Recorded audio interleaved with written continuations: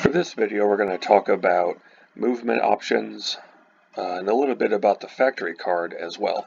So I'm a few rounds into this game, and I am Nordic going up against Rusviet and Crimea.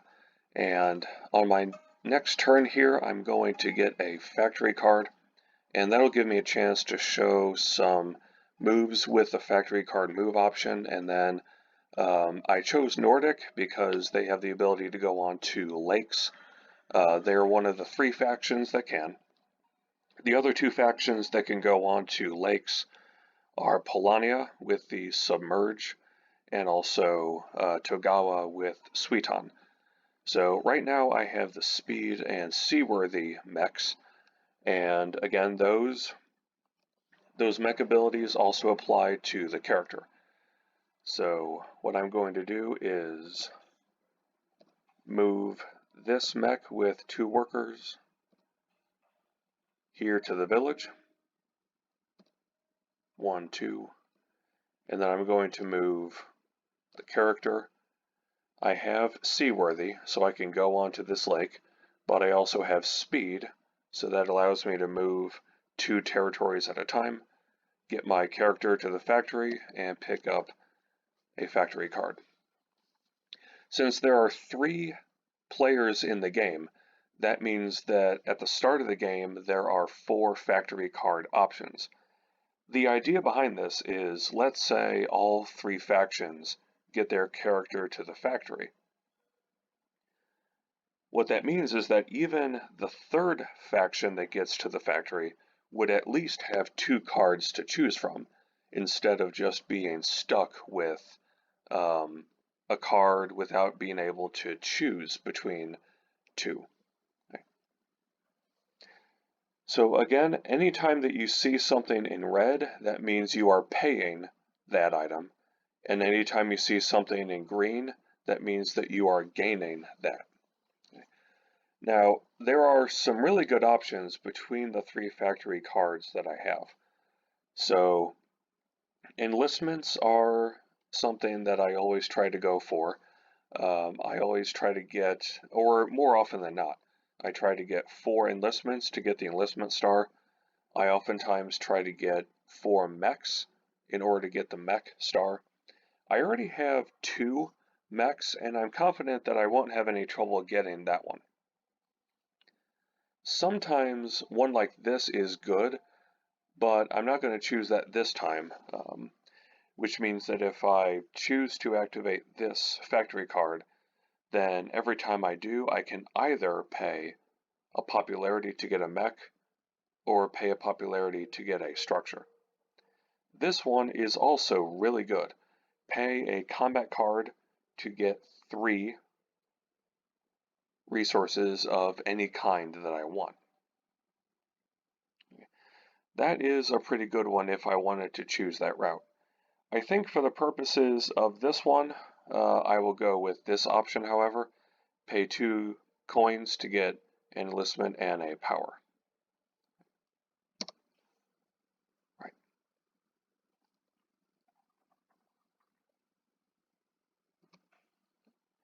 Now, I can complete an objective. I have 2 mechs, only 3 workers, and a factory card. That's going to help me to get machine over muscle.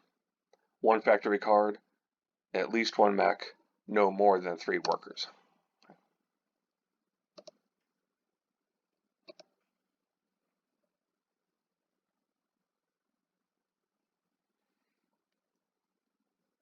And on this next turn, I'm going to select the factory card option and show how the move works. So you'll see here the factory card is now placed over here, whereas before it was basically just an empty space.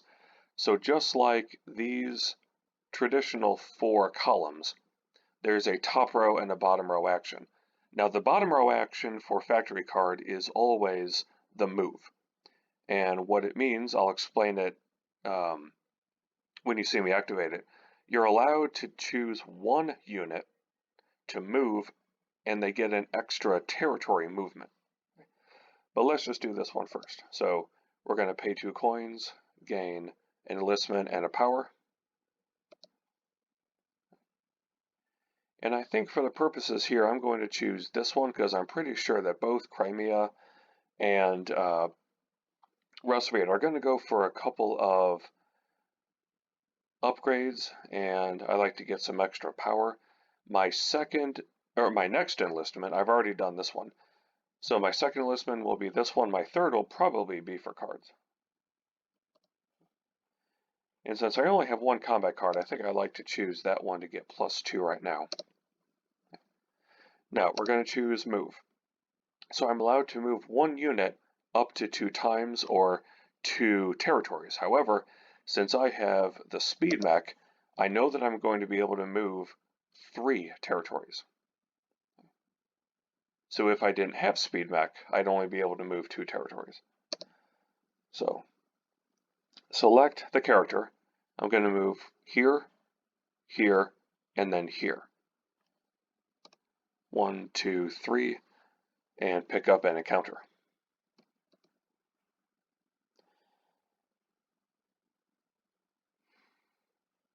Between these options, I would rather not go down to 0 popularity, even though that would give me 5 resources. I like the idea right now of paying 2 coins to gain 2 power and 2 popularity. So we'll go with that one.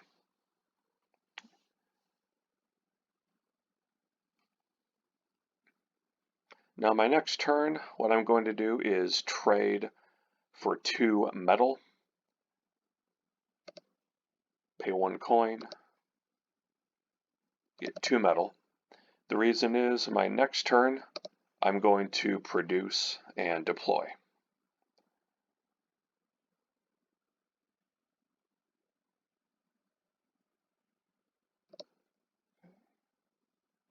Produce, get 1 metal, get 2 workers, and now I will deploy with the 3 metal that I have, and I will get artillery and place it there.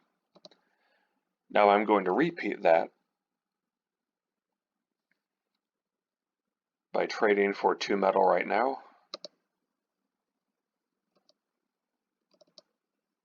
And on the next turn, I'm actually going to get 2 stars. I'm going to get my worker star and my mech star. So here we go, produce for 1 metal, and produce to get my 8 workers. Okay.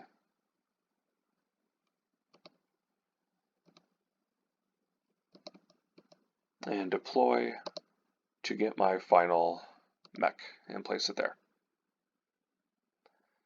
Okay. So now I have 3 stars, all 4 mechs, all 8 workers, and I completed that objective, machine over muscle, when I got my character to the factory and got a factory card with at least 1 mech and only 3 workers or less. Okay.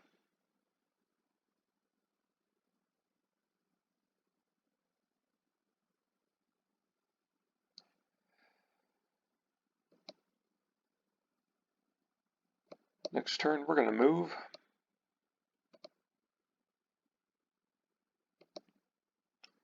Pick up an encounter. Now I'm going to leave 1 worker behind. Move 6 of my workers there. Now I can still move 1 more time, but we're just going to leave it right there for now. Okay. Get an encounter. It's a very similar one.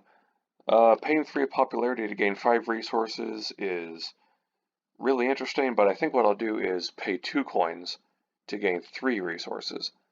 And since I just activated move as my top row action, what I think I'm going to do is the 3 resources that I'll get, I think I'll go for food and do another enlistment.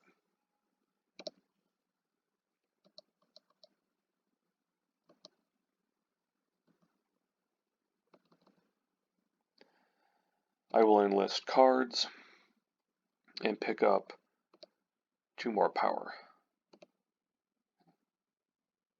And that ends the turn. So now when I produce sometime soon, that's going to give me plenty of food. Though as I'm thinking about it, we're going to do something a little bit different.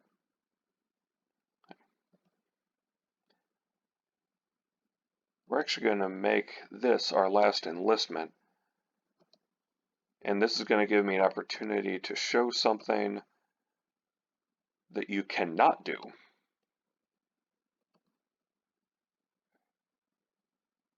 We're going to leave one worker behind. Now here's what I'm going to show you. Go here, leave worker behind. I'm going to go on this lake. It will not allow me, so let's put a worker there. It will not allow me now to go anywhere else on an adjacent territory from the lake because I can't leave a worker behind. So let's click on here, and you see this says to move this unit, load all workers and resources from the lake, because I am not permitted to just leave a worker on a lake. You can leave a mech or a character on the lake. You can also have a mech who is transporting workers. You can leave them on a lake, but you can't just leave a worker there.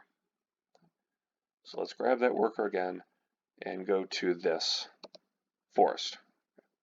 And then there's the end of that turn.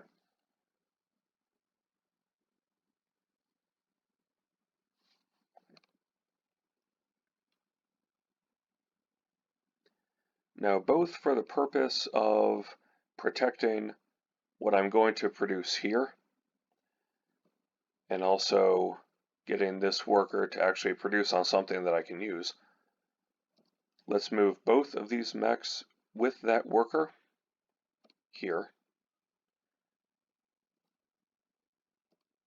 Okay. All right.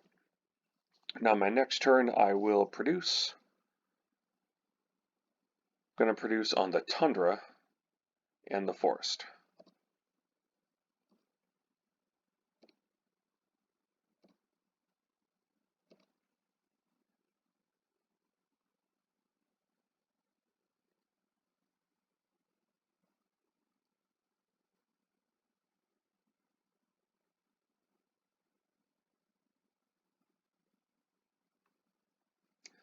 All right, we're going to end this video, and part 2 of this video will be the end of this game. So more on that, and we're also going to show a few more move options relative not only to Nordic's abilities, but it's going to show some end game worker placement that's going to be important for counting points at the end of the game.